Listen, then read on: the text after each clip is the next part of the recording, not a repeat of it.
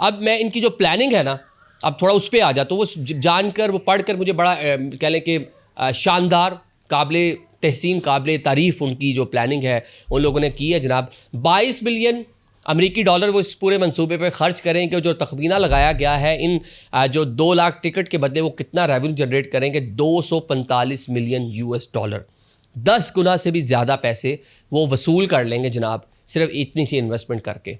तो ये कैसा उनके माइंड में जनाब आइडिया आया कि टूरिज्म इंडस्ट्री एक कन्फ्लिक्ट की वजह से थोड़ा मुतासिर हुई है, तो अपने जो टूरिस्ट हैं उनको दोबारा से मुतवज्जो करने के लिए उन्होंने जनाब ये पूरा फैसला किया। अब लोग पैसे वहाँ कैसे बनाएंगे?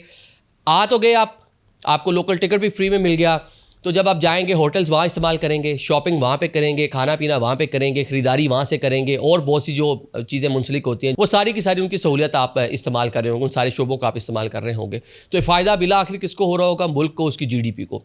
तो एक अच्छी सोच और एक अच्छा कह लें उनकी प्लानिंग है।